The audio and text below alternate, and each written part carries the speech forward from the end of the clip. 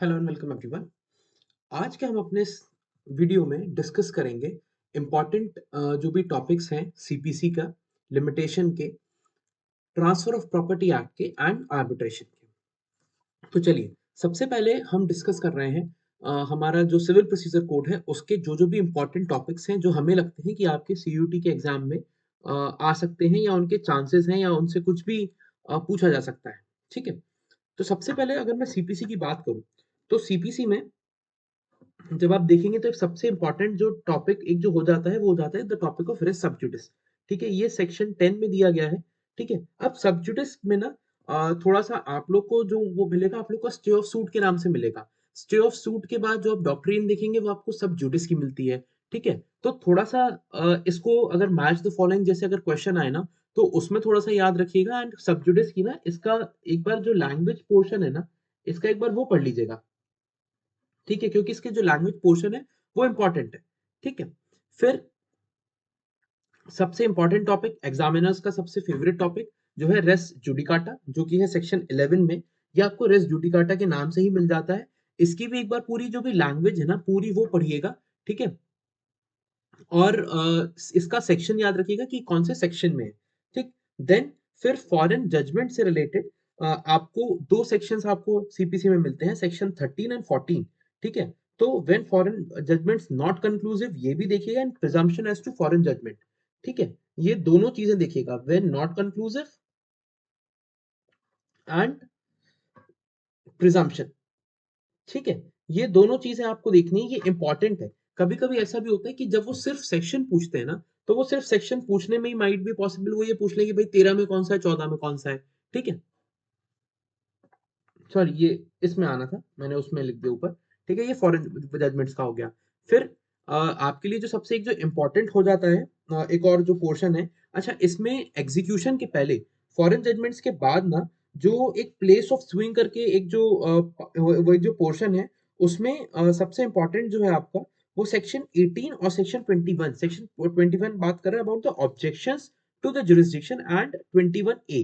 ठीक है, ये दोनों इंपॉर्टेंट हो जाते हैं। एंड प्लस उसमें ना एक पावर टू ट्रांसफर है, पावर ऑफ ट्रांसफर है। और ये पावर किसकी है, बस वो यही पूछ लेते हैं, power of supreme court to transfer है। ठीक है, तो माइट पॉसिबल वो सब वो बस यही पूछ लें कि सब सुप्रीम कोर्ट की पावर कहाँ दी गई है सूट्स को ट्रांसफर करने की। ठीक है, तो वो सेक्शन 25 में दी गई है, इसका सेक्शन याद रखिएगा, सेक्शन 25। ये इंपॉर्टेंट है आप लोग के लिए। ठीक है, देन 26 सबसे मोस्ट इंपॉर्टेंट, अगर सिर्फ सिंगल लाइन, अगर जैसे वो वन लाइनर वाला क्वेश्चन होता है तो इंस्टीट्यूशन ऑफ सूट की भाई इंस्टीट्यूशन ऑफ सूट वो किसमें दिया है, तो साहब वो इसमें दिया है। ठीक है, देन फिर एक जो इंपॉर्टेंट है आप लोग के लिए वो है एग्जीक्यूशन वाला पोर्शन। एग्जीक्यूशन वाले में भी ना जो transfer of decree to court in another state है, इसमें भी जो मोस्ट इंपॉर्टेंट है आप लोग के लिए वो है आपके लिए सेक्शन 40 है। फिर एक सेक्शन 46 है जो कि प्रीसेप्ट्स की बात करता है, वो इंपॉर्टेंट है। प्लस फिर एक जो हम कहते हैं ना कि साहब वो लीगल रिप्रेजेंटेटिव्स को रिकॉर्ड पर लाना है, कुछ करना है, तो लीगल रिप्रेजेंटेटिव्स का कभी भी डायरेक्ट क्वेश्चन आपसे पूछा जा सकता है, तो वो सेक्शन 50 है। ठीक है, इसको भी याद रखिएगा। प्लस फिर power of courts to enforce execution, enforcement जो है ना एग्जैक्टली एग्जीक्यूशन का, एनफोर्समेंट की अगर मैं बात करूं तो वो आपका स्टार्ट होता है सेक्शन 51 से लेकर एंड 54 तक चलता है। प्लस एग्जीक्यूशन के दौरान जो भी अगर अरेस्ट की अगर नौबत आती है तो अरेस्ट कहाँ से दिया है, सेक्शन 55 में दिया है, तो अरेस्ट भी आप लोग के लिए इंपॉर्टेंट है। ठीक है, ये सब कुछ ऐसे सेक्शंस हैं जो कि आपको याद होने चाहिए। ठीक है, फिर अरेस्ट के बाद, फिर अरेस्ट के दौरान जो सब्सिस्टेंस अलाउंस की बात आती है वो इंपॉर्टेंट हो जाता है, वो आपका सेक्शन 57 में है। ठीक है, देन फिर डिटेंशन एंड रिलीज, एंड फिर release on the ground of illness. फिर देखिए 55 हो गया अरेस्ट, 57 में हो गया अलाउंस, एंड 58 59 में है फिर रिलीज का। ठीक है, release on the ground of illness है 59 के अंदर, तो ये इंपॉर्टेंट है। देन अरेस्ट के बाद फिर जो अटैचमेंट वाला पोर्शन है, अटैचमेंट वाला आप ये याद रखिएगा कि सेक्शन 60 से अटैचमेंट स्टार्ट है। ठीक है, एंड कभी कभी ये क्वेश्चन आ जाता है जैसे ना राजस्थान वगैरह में ना ये क्वेश्चन बहुत आया हुआ था पहले कि जो भी अटैचमेंट है, ठीक है, उसकी प्रोसीडिंग से एग्जेम्पशन कौन सी प्रॉपर्टी को मिला हुआ है। एग्जेम्पशन जो है वो कौन सी प्रॉपर्टी को मिला हुआ है, तो एग्रीकल्चरल जो जो प्रोड्यूस है उसको पार्शियल एग्जेम्पशन है। तो ये आपको मिल जाएगा सेक्शन 61 में, एक बार इसको पढ़ के जाइएगा याद से, ठीक है। आगे बढ़ते हैं। देन जो सूट्स इन जनरल है, इसमें जो मैं आप लोग को बता रहा था ना, तो इसमें एक ये समन्स एंड जो डिस्कवरी वाला पोर्शन है, सेक्शन 27 से लेकर, इसमें जो सेक्शन 27 से लेकर आप लोग के लिए 32 इंपॉर्टेंट हो जाता है बहुत ज्यादा। एंड फिर जो इम्पोजिशन ऑफ कॉस्ट है ना, वो सेक्शन 35, बस इसको याद रखिएगा कि साहब कॉस्ट लगती किसमें, कॉस्ट इम्पोज किसमें होती है, ठीक है। ये आप लोगों के लिए इंपॉर्टेंट है। प्लस फिर आगे जब हम बढ़ते हैं, तो अब इंसिडेंटल प्रोसीडिंग्स में जो एक सबसे इंपॉर्टेंट हमारे लिए जो चीज है ना, वो है कमीशंस। इंसिडेंटल प्रोसीडिंग में 75 टू 78 में भी ना कमीशंस हमारे लिए बहुत ज्यादा इंपॉर्टेंट है। एंड 75 जैसे बात कर रहा है power of court to issue commissions, ठीक है। अब इसमें एक लेटर ऑफ रिक्वेस्ट है, ये बहुत बार पूछ लिया जाता है, तो ये सेक्शन 77 है। क्या है ये? लेटर ऑफ रिक्वेस्ट है, LOR, ठीक है। तो ये इंपॉर्टेंट हो जाता है, इसको याद रखिएगा कि लेटर ऑफ रिक्वेस्ट का जो सेक्शन है वो कौन सा दिया गया है, ठीक। देन सूट्स इन पर्टिकुलर में सबसे ज्यादा इंपॉर्टेंट जो है दैट इज सेक्शन 80, जिसको हम बोलते हैं कि सब 80 CPC का हमने नोटिस हो दिया है सरकार को। तो सरकार के अगेंस्ट में जब भी आप कोई भी आप सूट फाइल करने जा रहे होते हैं ना, जब भी आप कोई केस फाइल करने जा रहे होते हैं सिविल मैटर से रिलेटेड, तब आपको एक नोटिस देना पड़ता है टू द गवर्नमेंट, जो कि होता है 80 CPC का, और ये इंपॉर्टेंट है, ठीक है। देन सेक्शन 82 है एग्जीक्यूशन ऑफ द डिग्री, ठीक है। तो ये भी इंपॉर्टेंट है, इसको भी थोड़ा सा याद रखिएगा, पढ़ के जाइएगा इसको थोड़ा सा। प्लस फिर एक और इसमें जो एक इंपॉर्टेंट सेक्शन एक हो जाता है that is section number 86। Section 86 है जो कि suit against foreign rulers, ambassadors and envoys है, ठीक है। अब आप लोग को अगर ये पूरे के पूरे जितने भी ये जितना भी ये पोर्शन है, आप लोग को अगर ये सब समझना है, अगर आप लोग को पूरा कवर करना है, ठीक है, तो संभव लॉ में इसकी भी पूरे पूरे कोर्सेज हैं, तो वो आप ज्वाइन कर सकते हैं, ठीक है। देन फिर आइए जो इंपॉर्टेंट पोर्शन है CPC का, that is special proceedings. Section 89 to 91 है, जैसे settlement of dispute outside the court है। तो ये सेक्शन जो 89 है ना, ये बेसिकली रेफर कर रहा है to ADR, alternative dispute resolution, ठीक है। हो सकता है कभी पूछ लिया जाए कि साहब आर्बिट्रेशन कौन से सेक्शन में दिया है CPC के, तो याद रखिएगा सेक्शन 89 के अंदर दिया गया है, ठीक है। देन फिर आ जाइए अपील वाले पोर्शन के ऊपर। अब अपील्स में जो सबसे ज्यादा इंपॉर्टेंट है, अपील्स फ्रॉम ओरिजिनल डिक्रीज, ये 96 है, इसको याद रखिएगा, ठीक है। Appeals from final decree and where no appeal lies from the preliminary decree, मतलब मैं अगर मैं आपको बोलूं, तो section 96 97, 96 97, then section 100, 100A and 103 and 104, ये आप लोगों के लिए सबसे ज्यादा इंपॉर्टेंट है, ठीक है, इसको पढ़ जाइएगा, ठीक। एंड देन डायरेक्टली आपके लिए 109 है, when appeal lies to the supreme court, ठीक है। तो ये आप लोग के लिए मोस्ट इंपॉर्टेंट, अगर अपील से कोई क्वेश्चन आएगा ना, तो अपील से इसके बाहर क्वेश्चन नहीं जाएगा, इन सेक्शंस के बाहर क्वेश्चन नहीं जाएगा, क्योंकि ये मोस्ट इंपॉर्टेंट है। मोस्ट इंपॉर्टेंट चीजें अगर CPC में आएंगी तो वो ये आएंगी, ठीक है। आगे बढ़ते हैं। Then reference review and revision.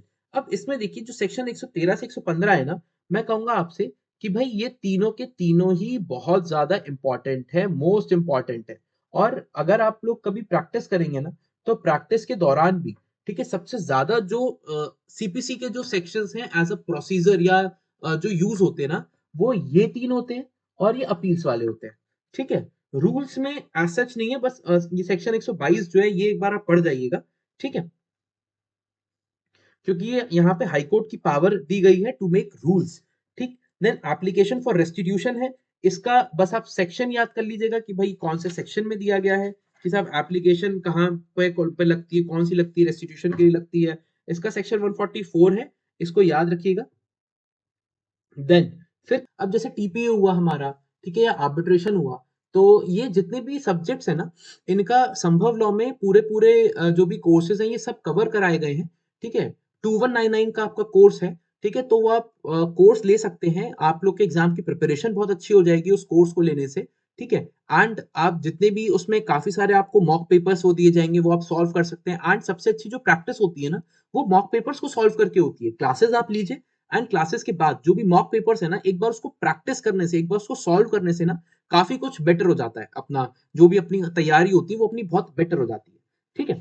Caveat है कैविएट के लिए स्पेसिफिकली अगर मैं बोलूँ ना, तो आप याद रखिएगा नंबर ऑफ डेज, कि भाई साहब जो आप कैविएट लगाते हैं वो कितने नंबर ऑफ डेज के लिए जो है वो एप्लीकेबल रहती है आपकी कैविएट जो है, ठीक है।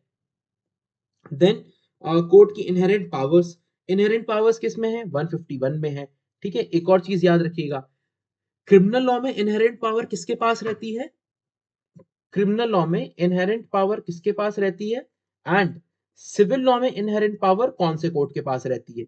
ये चीज याद रखिएगा, एक बार देख लीजिएगा फिर याद रखिएगा इसको, ठीक है। अब फिर आ जाइए, जो जो ये इंडिजेंसी वाला जो है ना, तो इसमें ऑर्डर 33 जो है, इसको याद रखिएगा कि साहब ये इंडिजेंसी से रिलेटेड है कुछ, ऑर्डर ऑफ 33। और इंडिजेंसी में भी देखिए, एक इंडिजेंसी होता है, एक पॉपर होता है,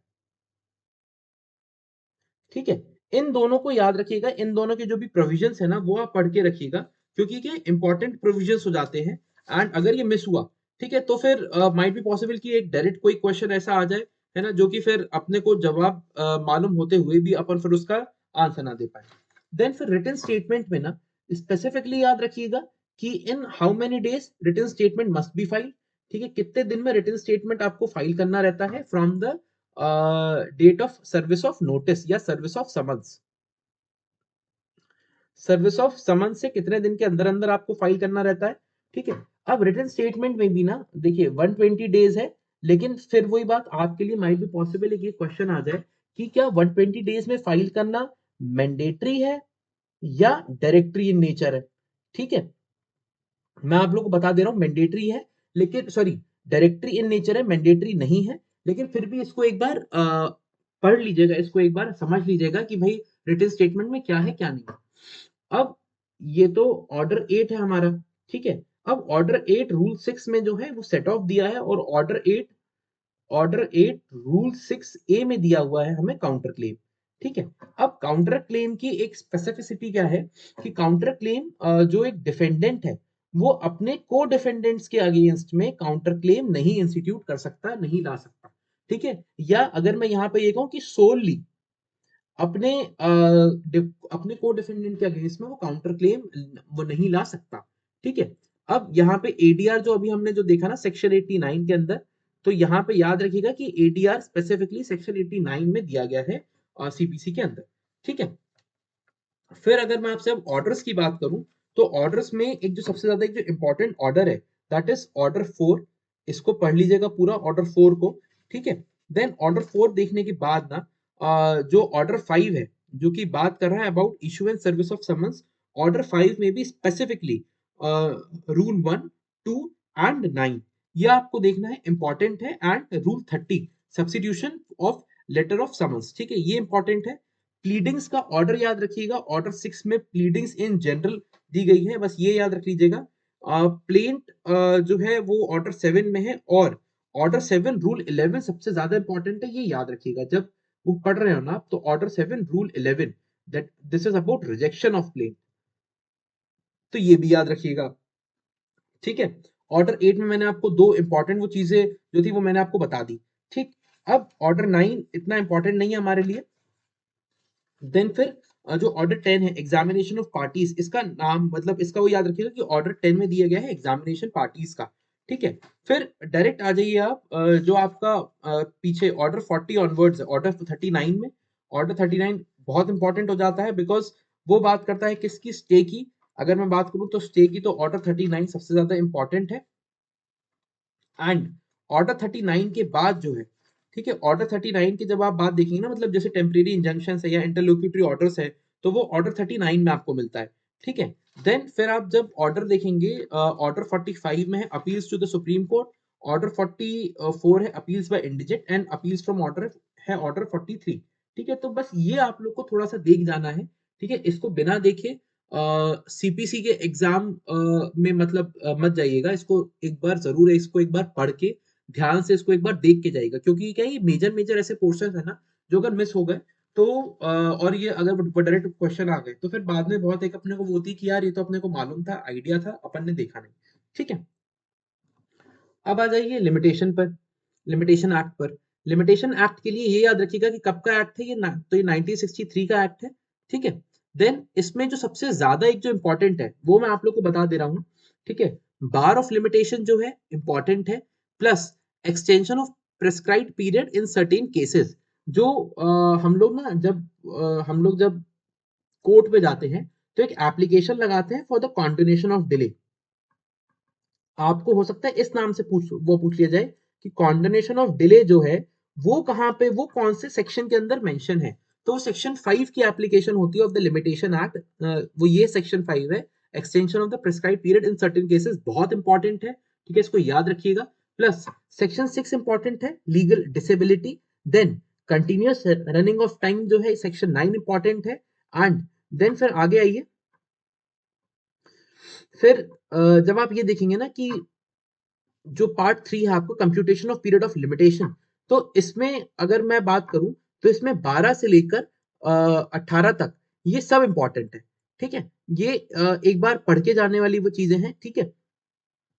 देन जो ये कंटिन्यूइंग ब्रीच एंड टॉर्ट्स है, ठीक है, ब्रीचेस एंड जो टॉर्ट्स है, ठीक है, ये इंपॉर्टेंट है। इसका डायरेक्ट सेक्शन आ जाता है कि भाई जो सेक्शन 22 है वो किससे डील कर रहा है, ठीक है, तो ये इंपॉर्टेंट है इसमें। बाकी इसमें एक सेक्शन 27 इंपॉर्टेंट है, extinguishment of right to property, ठीक, बाकी एज सच इंपॉर्टेंट नहीं है। अब इसमें ना मैं आपको अगर एक बात बताऊं तो इसमें ना शेड्यूल में जब आप पीछे देखेंगे ना, तब बहुत सारे वो दिए गए हैं,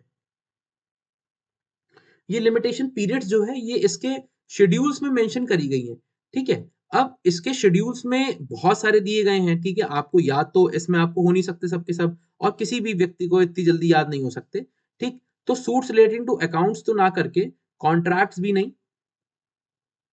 इसमें तो सब में जो 3-3 साल है ना, ये भी चाहे तो एक बार पढ़ जाइएगा कि किस की वो 3-3 साल वाले कितने कॉमन है।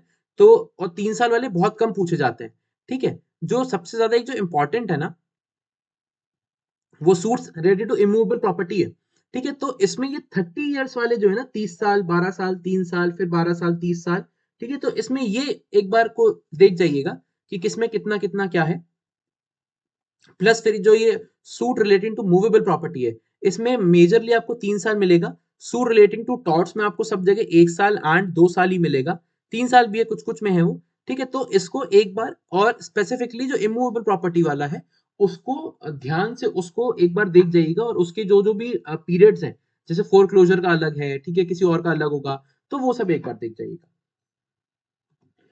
अब देखिए, बात करते हैं हम ट्रांसफर ऑफ प्रॉपर्टी एक्ट की। इंपॉर्टेंट है, इंपॉर्टेंट चैप्टर है आप लोग के, मतलब इंपॉर्टेंट सब्जेक्ट है आप लोग के एग्जाम के पर्सपेक्टिव से, तो इसका भी हम इंडेक्स वाइज ही हम चलते हैं। अब जैसे टीपीए हुआ हमारा, ठीक है, या आर्बिट्रेशन हुआ, तो ये जितने भी सब्जेक्ट्स हैं ना, इनका संभव लॉ में पूरे पूरे जो भी कोर्सेज हैं ये सब कवर कराए गए हैं, ठीक है। 2199 का आपका कोर्स है, ठीक है, तो वो आप कोर्स ले सकते हैं, आप लोग के एग्जाम की प्रिपरेशन बहुत अच्छी हो जाएगी उस कोर्स को लेने से, ठीक है। एंड आप जितने भी उसमें काफी सारे आपको मॉक पेपर्स वो दिए जाएंगे, वो आप सॉल्व कर सकते हैं। एंड सबसे अच्छी जो प्रैक्टिस होती है ना, वो मॉक पेपर्स को सॉल्व करके होती है। क्लासेस आप लीजिए, एंड क्लासेस के बाद जो भी मॉक पेपर्स है ना, एक बार उसको प्रैक्टिस करने से, एक बार उसको सॉल्व करने से ना, काफी कुछ बेटर हो जाता है। अपना जो भी अपनी तैयारी होती है वो अपनी बहुत बेटर हो जाती है, ठीक है। अब ट्रांसफर ऑफ प्रॉपर्टी एक्ट में अगर मैं बात करूं मोस्ट इंपॉर्टेंट पोर्शन की, ठीक है, तो जो इसका जो एक इंटरप्रिटेशन क्लॉज है, ये बहुत इंपॉर्टेंट है, तो इसको तो पढ़कर ही जाइएगा, ठीक है। इसको तो आप स्टार मार्क अभी यहाँ भी आप कर लीजिए, या आपका जो भी बेरेक्ट होगा उसमें आप इसको स्टार मार्क कर लीजिएगा, ठीक है। सेक्शन 5 जो है ट्रांसफर ऑफ प्रॉपर्टी डिफाइंड, ये पढ़ लीजिएगा, इंपॉर्टेंट है। व्हाट मे बी ट्रांसफर्ड बहुत इंपॉर्टेंट है, ऑपरेशन ऑफ ट्रांसफर इंपॉर्टेंट है, ओरल ट्रांसफर इंपॉर्टेंट है। प्लस फिर इसके बाद जो रूल अगेंस्ट परपेचुइटी है ना, ये सबसे ज्यादा इंपॉर्टेंट है। सेक्शन 14 जो है वो शायद एन नंबर ऑफ टाइम्स आ गया होगा आज तक, ठीक है। इसके बाद अगर मैं सबसे ज्यादा इंपॉर्टेंट की बात करूं तो एक बार ये पढ़ के जाइएगा, जो सेक्शन ये 16 है ना, transfer to take effect on failure of prior interest, ये इंपॉर्टेंट है, ठीक है। Then vested interest very important, contingent interest very very important. अच्छा, अब इनमें ना जितने भी इनके इलस्ट्रेशंस हैं, ठीक है, वो इलस्ट्रेशंस तो मैं यहाँ पे लिख भी दे रहा हूँ, जो भी इलस्ट्रेशंस है ना, इलस्ट्रेशंस जो भी हैं दे आर मस्ट, ठीक है। ट्रांसफर ऑफ प्रॉपर्टी एक्ट में जो अब जैसे ये सेक्शन 25 है, अब ये सेक्शन 25 है, ठीक है, सेक्शन 26 है। अब यहाँ तक आपको जो जो भी आपको इलस्ट्रेशंस मिलते जा रहे हैं ना, इलस्ट्रेशंस आर मस्ट, इलस्ट्रेशंस आपको पढ़ने ही पढ़ने हैं, और मैं तो कह रहा हूं आप तो इलस्ट्रेशंस याद कर लीजिएगा, ठीक है। फिर आगे बढ़ते हैं। फिर इसमें जो ये फुलफिलमेंट ऑफ कंडीशन सब्सीक्वेंट है, ठीक है, एक ये बहुत ज्यादा इंपॉर्टेंट है, वेरी वेरी इंपॉर्टेंट है, ठीक है। And conditional transfer to one person coupled with transfer 27 भी बहुत ज्यादा इंपॉर्टेंट है, ठीक है। 32 is important, such condition must not be invalid, ठीक है। अपोर्शनमेंट आप चाहें तो आप छोड़ सकते हैं, ठीक है। फिर इसके बाद जो आ जाइए, सबसे इंपॉर्टेंट जो बहुत बार आ जाता है, ट्रांसफर बाय ऑस्टेंसिबल ओनर, ठीक है, ये इंपॉर्टेंट है। Transfer by one co-owner, very important. Transfer by co-owners of share in common property, very very important. And transfer is right under policy, important है, ठीक। Then फिर एक और जो क्वेश्चन आ जाता है और पता नहीं क्यों आता है, हर बार आता है, fraudulent transfer and part performance, 53 and 53A, very very important. अब 54 में आ जाइए, सेल, सेल हाउ डिफाइंड, और इसके बाद भी जो सेक्शन 55 है ना, rights and liabilities of buyer and seller, इसको बस इसलिए पढ़ जाइएगा क्योंकि माइट बी पॉसिबल, जैसे वो वाले वो क्वेश्चन आते हैं ना कि एक उन्होंने एक असर्शन वो दे दिया, एक उसकी एक रीजनिंग दे दी, वैसे तो ऐसे क्वेश्चन नहीं आ रहे हैं इतने ज्यादा, लेकिन अगर आ गया तो उसमें ये राइट्स एंड लायबिलिटीज वाला माइट भी पॉसिबल आ जाए। फिर उसके बाद देखिए, जो मोर्टगेजेस है, ये आपको सब याद होने चाहिए, ये तो वेरी इंपॉर्टेंट है, इसको तो आप यहां मार्क कर लीजिएगा। सिंपल मोर्टगेज क्या है, मोर्टगेज बाय कंडीशनल सेल क्या है, यूजरफैक्चरी क्या है, इंग्लिश क्या है, mortgage bye deposit of title deeds क्या है, एनोमलस मोर्टगेज क्या है।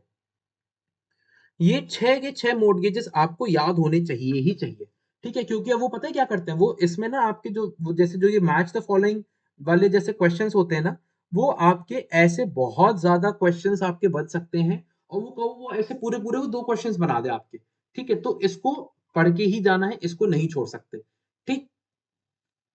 फिर आ जाइए, जो इंपॉर्टेंट है, that is right to foreclose और सेल, 60 जो ये सेक्शन 67 है, वेरी इंपॉर्टेंट, ठीक है। 72 अगेन वेरी इंपॉर्टेंट। देन फिर आइए, मार्शलिंग सिक्योरिटीज 81, एंड आपका जो ये 84 है, ये इंपॉर्टेंट हो जाता है, इसको एक बार पढ़िएगा। देन फिर आपसे ये डायरेक्ट क्वेश्चन है, ये डायरेक्टली क्वेश्चन बनेगा कि जो प्रिंसिपल ऑफ सब्रोगेशन है वो कौन से सेक्शन में है। ये सेक्शन बेस्ड आपसे क्वेश्चन पूछा जा सकता है कि सब्रोगेशन का जो प्रिंसिपल है वो कौन से सेक्शन में है, ठीक है। तो वो आपको पता होना चाहिए कि भाई सेक्शन 92 है, सब्रोगेशन का प्रिंसिपल है, ठीक है। राइट ऑफ मीन प्रॉफिट कौन से, ये सॉरी मीन मॉर्टगेज कौन से उसमें है, 94 में है, पता होना चाहिए, ठीक है। आगे बढ़ते हैं, चार्जेस, डायरेक्ट क्वेश्चन बनता है अगेन सेक्शन 100 पे कि चार्जेस कौन से उसमें है, ठीक। लीज, अगेन डायरेक्ट क्वेश्चन 105 कि भाई लीज, लीज के लिए तो ना एक और चीज याद रखिएगा, इसका चैप्टर याद रखिएगा एंड इसका सेक्शन याद रखिएगा कि लीज का कौन सा सेक्शन है, ठीक है। प्लस राइट्स एंड लायबिलिटीज का भी कभी वो डायरेक्ट क्वेश्चन पूछ लेते हैं कि भाई कौन से सेक्शन में दी गई है राइट्स एंड लायबिलिटीज, इसको पढ़ना भी है और इसको याद भी रखना है, ठीक है। Duration of lease for 1 year and option to determine lease, again very important, याद रखना पड़ेगा। डिटर्मिनेशन ऑफ लीज इंपॉर्टेंट है, इसको पढ़ के जाइएगा। देन डायरेक्टली आ जाइए, exemption of लीजेस for agricultural purposes, इसको याद रखिएगा 117 को। एक्सचेंजेस का चैप्टर याद रखिएगा, कभी कभी बच्चों को ना चैप्टर 7 के तौर पे याद रहता है, जो कि गलत है, चैप्टर 6 है, ठीक है। प्लस इसमें एक्सचेंज की डेफिनेशन कहां दी गई है याद रखिएगा, और सबसे ज्यादा एक्सचेंज ऑफ मनी, इस सेक्शन को तो मैं तो कह रहा हूं इसको आप 2 बार पढ़ के जाइएगा पूरा पूरा, ठीक है। गिफ्ट का चैप्टर याद होना चाहिए आपको, गिफ्ट का सेक्शन याद होना चाहिए, ठीक है। Plus gift of existing and future property क्या है, एंड ऑनरस गिफ्ट। देखिए जो भी ऑनरस वाले जितने भी है ना सेक्शन है वो याद होने चाहिए। 128 universal donee, again very important, again very important, ये सब एग्जामिनर्स फेवरेट क्वेश्चंस में आते हैं, ठीक है। जैसे गिफ्ट हो गया, एक्सचेंज हो गया, मॉर्टगेज हो गया, ठीक। तो ये सब तो याद होने ही चाहिए अपने को। Liability of transfer of actionable claim, again important है। ट्रांसफर ऑफ एक्शनेबल क्लेम 130 भी बहुत बार पूछ लिया जाता है, ठीक है, ये इंपॉर्टेंट है। बाकी एज सच नहीं है, ठीक है, लेकिन जितने मैंने अभी आपको बताए हैं उतने एक बार पढ़ के जाइएगा। माइट एंड हाँ, ये सेक्शन 129, ये तो ये मिस ही हो गया, section 129, saving of donations, mortis कॉजा and Mohammedan law, इसको इसको भी मैं कह रहा हूं 2 बार पढ़ के जाइएगा, ठीक है, very important, very very important. ठीक, अब ट्रांसफर ऑफ प्रॉपर्टी में क्या है ना, क्वेश्चंस जो होते हैं वो डायरेक्ट होते हैं, कि जैसे डायरेक्ट क्वेश्चन आ गया तो अब या तो अपने से अटेम्प्ट हो जाएगा या फिर नहीं हो पाएगा। ठीक है, तो जितने मैंने अभी आपको बताए ना, वो सीयूईटी के पैटर्न के हिसाब से या सीयूईटी या एग्जामिनर्स वो चॉइस मान लीजिए, तो वो इंपॉर्टेंट हो जाता है, इस मारे हमें वो देख के जाना ही पड़ेगा। ठीक है, अब चलते हैं नेक्स्ट आर्बिट्रेशन की तरफ।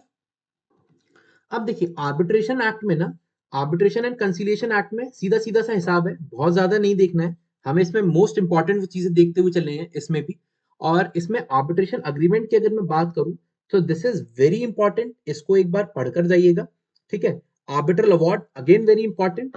एंड जो सबसे इंपॉर्टेंट आजकल एक जो टॉपिक चल भी रहा है ना, इसमें ना सुप्रीम कोर्ट के 2-3 जजमेंट्स आए हैं अपॉइंटमेंट ऑफ आर्बिट्रेटर पे, and unilateral appointment of arbitrator पे,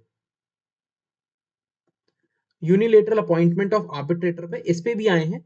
तो ये देख के जाइएगा, 2-3 जजमेंट है, लैंडमार्क जजमेंट आए हैं, क्या आर्बिट्रेटर जो कि यूनिलेटरली अपॉइंट होते हैं, ठीक है, उनके आर्बिट्रेशन के रेस्पेक्ट में और उसके एग्जीक्यूशन के रेस्पेक्ट में, ठीक है, उस आर्बिट्रल अवार्ड के रेस्पेक्ट में और उनके एग्जीक्यूशन के रेस्पेक्ट में ना, सुप्रीम कोर्ट के भी 2-3 लैंडमार्क जजमेंट्स आए हैं, वो देख के जाइएगा।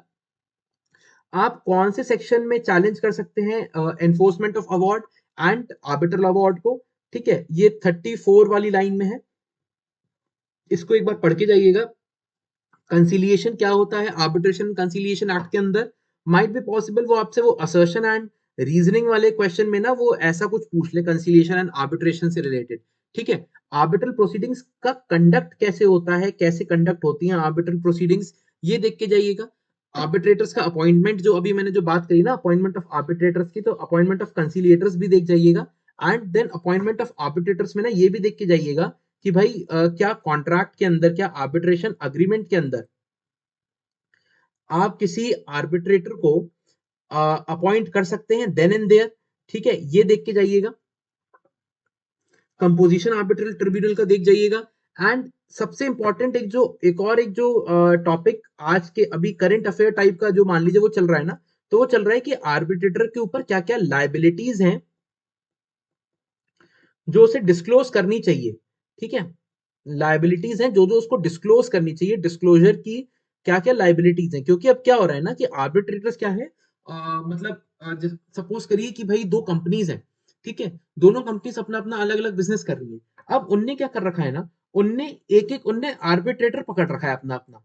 सपोज करिए कि साहब कोई लोन देने वाली कंपनी या एक कोई बैंक है, ठीक है, बैंक ने क्या कर रखा है, बैंक ने अपना एक आर्बिट्रेटर यूनिलेटरली अपॉइंट कर रखा है, उसने इंडिविजुअली उसने एक अपना आर्बिट्रेटर अपॉइंट कर रखा है। उस पर्टिकुलर बैंक के जितने भी लोन के ट्रांजैक्शन हैं या जितने भी आर्बिट्रेशन मतलब जो ये हैं आर्बिट्रेशन जो कंडक्ट हो रहे हैं, उसमें वही एक आर्बिट्रेटर बैठा हुआ है। ठीक है, और वो जैसा जैसा बैंक चाह रहा है वो वैसा वैसा कर रहा है बस काम। ठीक है, तो डिस्क्लोजर ऐसे टाइम पे जो भी आर्बिट्रेटर देते हैं, तो वो अगर वो गलत हो जाता है तो फिर वो आर्बिट्रेशन पूरा कैंसिल होता है, पूरा पूरा कि ठीक है, अगर उसने कुछ फर्जी काम करा या जो कुछ भी है। ठीक है, तो इस पे भी थोड़ा सा इसको पढ़कर जाइएगा, इतना इस पोर्शन को, और इस पे भी एक आध लैंडमार्क सुप्रीम कोर्ट की जजमेंट्स हैं, वो देख के जाइएगा। ठीक है, प्लस हियरिंग्स एंड ये रिटन प्रोसीडिंग्स है आर्बिट्रेशन में, इसको देख लीजिएगा। फिर एक इंटरनेशनल कमर्शियल आर्बिट्रेशन है, वो देख लीजिएगा कैसे होता है, क्या होता है। Minimise court involvement in the process कैसे होगा, देख लीजिएगा। Procedure for appointment of arbitrators कि असलियत में क्या प्रोसीजर होना चाहिए आर्बिट्रेटर के अपॉइंटमेंट का, ये पढ़ के जाइएगा। रिकोर्स अगेंस्ट आर्बिट्रल अवार्ड, आप कहां कहां आर्बिट्रल अवार्ड को चैलेंज कर सकते हैं, ये देख के जाना है, ये बहुत इंपॉर्टेंट है। सेटलमेंट कैसे होगा, statement of claims and defence कैसे करे जाते हैं, कैसे लाए जाते हैं। ठीक है, ये इंपॉर्टेंट है। ठीक, अब इसमें भी आर्बिट्रेशन में भी अगर मैं ये तो मैंने अभी आपको इंपॉर्टेंट बता दिया, अगर मैं आपको इसमें से वेरी वेरी इंपॉर्टेंट बताऊं ना, तो रिकोर्स अगेंस्ट आर्बिट्रल अवार्ड्स पढ़ लीजिएगा, procedure of appointment of arbitrators पढ़ लीजिएगा, डिस्क्लोजर्स ऑफ आर्बिट्रेशन देख लीजिएगा, अपॉइंटमेंट ऑफ आर्बिट्रेटर्स देख लीजिएगा, and arbitral award and arbitration agreement. ठीक है, इनको स्किप मत करिएगा, इनको बिल्कुल ही 200% देख के जाना है हमें। ठीक, बाकी जितने भी और जो भी सब्जेक्ट्स हैं उनके भी इंपॉर्टेंट टॉपिक्स लेके मैं आपको अपने नेक्स्ट वीडियो लेक्चर में मिलूंगा। ठीक है, सो तब तक के लिए thank you so much. And संभव लॉ के कोर्सेज चल रहे हैं, ठीक है? तो वो उसमें आप एनरोल हो सकते हैं, सिर्फ 2199 का है। उसमें आप एनरोल होके आपको जितने भी आपको काफी सारे उसमें मॉक पेपर्स मिलेंगे, क्योंकि मॉक पेपर्स की एक अलग मतलब मॉक पेपर्स को जब हम सॉल्व करते हैं ना, तो उससे एक हमें एक अलग कॉन्फिडेंस मिल रहा है, कॉन्फिडेंस आता भी है हमें, ठीक है? तो वो अगर आप लोग चाहें तो आप लोग बिल्कुल उसमें एनरोल करिए। हम मिलते हैं अपने नेक्स्ट लेक्चर में, तब तक के लिए थैंक यू सो मच।